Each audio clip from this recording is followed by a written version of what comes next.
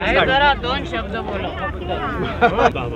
ताई काय सांगाल, मंत्रिपदाची माळ पुन्हा एकदा गाड्यामध्ये पडलेली आहे। रायगडच्या क्रांतीभूमीत आपलं दमदार स्वागत होत आहे, ठिकठिकाणी मुंबईपासून रायगडमध्ये देखील आपलं स्वागत होत आहे। काय भावना आहेत आपल्या?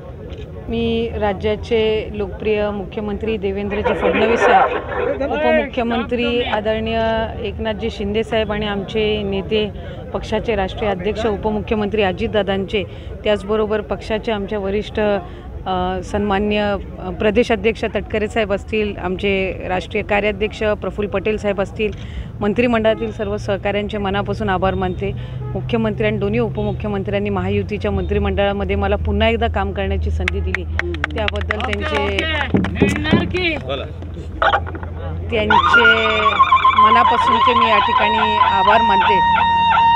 लाडकी बहीण योजना जी आहे ती महत्त्वाकांक्षी योजना ठरली, अत्यंत प्रभाव पडला निवडणुकीमध्ये देखील। काय सांगाल, महिला बालविकास खातं पुन्हा एकदा आपल्याकडे आलेलं आहे, महिलांच्या आणि युवतींच्या उन्नतीसाठी काय धोरण असेल भविष्याच्या काळात? राज्यामध्ये सर्वात महत्त्वाकांक्षी योजना म्हणून मुख्यमंत्री माझी लाडकी बहीण ही योजना मला महिला व बालविकास विभागाकडून राबवण्याची संधी मिळाली।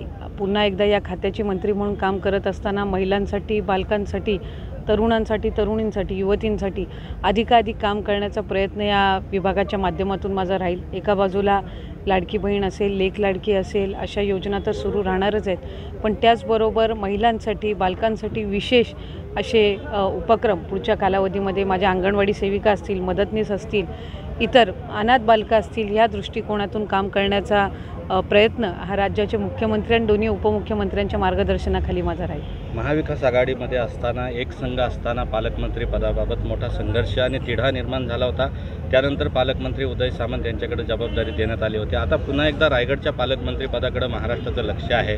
भरत गोगावले यांनी देखील मी पालकमंत्री होईन असा दावा केला आहे, बॅनरबाजी सुरू आहे, आपलीही बॅनरबाजी त्या ठिकाणी सुरू आहे। महायुतीतले घटक पक्ष म्हणून मला वाटत नाही माझ्या पक्षाच्या वतीने कोणी पालकमंत्रीचे बॅनर लावलेले आहेत माझ्या माहितीनुसार, पण शेवटी आज आम्हाला दोघांनाही एका गोष्टीचा आनंद आहे, भरत शेठ असतील काय, मी असेल काय, महायुतीचे असतील काय, की रायगडच्या जिल्ह्याला आज 2 कॅबिनेट मंत्रीपदं ही महायुतीच्या सरकारमध्ये मिळालेली आहेत। त्यामुळे महायुतीचे आज जर आपण बघितलेत तर मी श्रीवर्धनमधून असेल, भरत शेठ महाडमधून असतील, पलीकडे पनवेलमधनं प्रशांतजी ठाकूर आहेत, उरणमधनं महेशजी बालदी आहेत, रवी शेठ आहेत, आमचे सिनियर सर्वात ते आमदार आहेत, त्याचबरोबर महेंद्र शेठ दळवी असतील, कर्जतमधले आमदार असतील, आम्ही सगळेच आज महायुतीचे, म्हणजे 100% यश हे महायुतीला रायगड जिल्ह्यामध्ये मिळालेलं आहे। त्याच्यामुळे आमचं जास्ती लक्ष केंद्रित या गोष्टीकडे असेल की जे पाठबळ आणि जो आशीर्वाद इथं रायगड जिल्ह्यातल्या माता बंधू भगिनींनी आम्हाला, मतदार बंधू भगिनींनी दिलेला आहे, खऱ्या अर्थानं रायगड जिल्हा प्रगतिशील वाटचालीकडे आणि अधिकाधिक कसा जाईल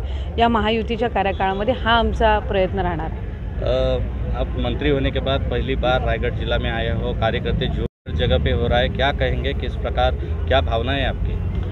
मुझे बेहद खुशी है कि पहली बार वापस एक बार कैबिनेट मंत्री की ओर से मुझे इस महायुति के सरकार में काम करने का मौका मिल रहा है, और आज यहाँ पे आने के बाद सब ने जो स्वागत किया है, उनका आशीर्वाद है, उनकी दुआ है, और उसी वजह से फिर से एक बार इस महायुति के सरकार में मुझे काम करने का अवसर मिला है। राज्य के मुख्यमंत्री देवेंद्रजी फडणवीस सर हो या हमारे उपमुख्यमंत्री एकनाथजी शिंदे साहब हो, हमारे राष्ट्रीय अध्यक्ष और हमारे उपमुख्यमंत्री अजितदादा हो, प्रदेश के अध्यक्ष हमारे तटकरे साहब हो, प्रफुल्ल भाई हो, राष्ट्रवादी कांग्रेस पक्षा के हमारे सारे वरिष्ठ नेता हो, उनके आशीर्वाद से मुझे फिर एक बार मौका मिला है, और इस मौके का राज्य में और हमारे ज़िले में अधिक ज़्यादा से ज़्यादा डेवलपमेंट का जो मुद्दा है वो हम ज़्यादा से ज़्यादा उस पर ज़्यादा ध्यान देंगे, और हमारी जो महिला एवं बाल विकास विभाग की जो योजनाएं हैं वो ज़्यादा से ज़्यादा महिलाओं तक, बालकों तक उन तक पहुंचाने की कोशिश ये मेरी जारी रहेगी। पालक मंत्री को लेकर जो विवाद उठा है, क्या कहेंगे? भरत गोगावले ने भी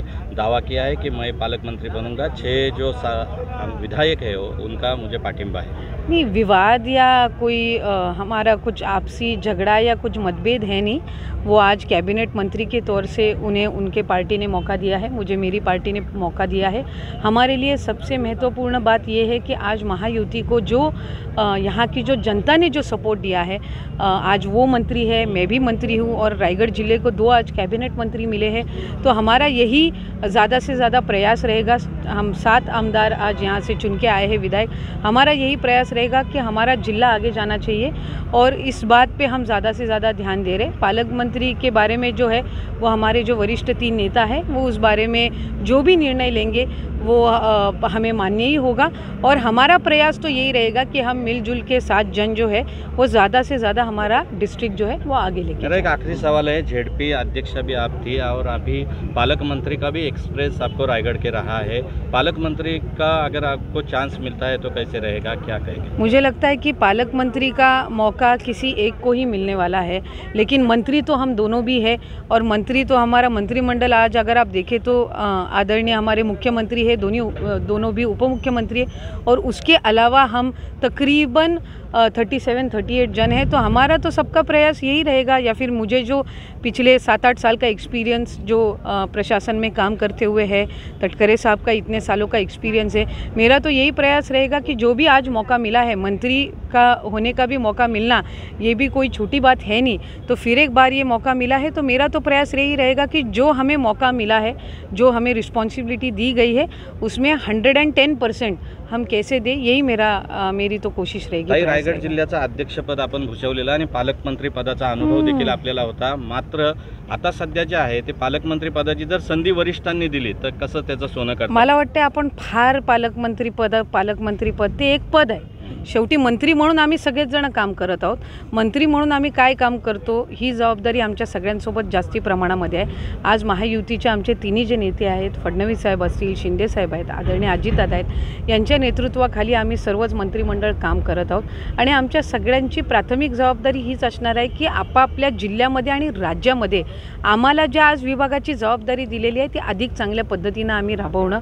शेवटी आज पुन्हा एकदा आम्हाला ज्या वेळेला संधी दिली गेलेली आहे त्या संधीचं सोनं करून अधिकाधिक लोकहिताची कामं करणं ही आमची प्रथम तर भूमिका असणार आहे आणि ज्याला त्याला जी ती जबाबदारी द्यायची हे आमचे वरिष्ठ आमच्यापेक्षा मोठे आहेत, त्यांना अनुभव आमच्यापेक्षा भरपूर आहे, त्यामुळे ते जी जबाबदारी ज्याला कोणाला देतील आम्ही सगळे एक संघटितपणाने काम करणार। अमोल मिटकरी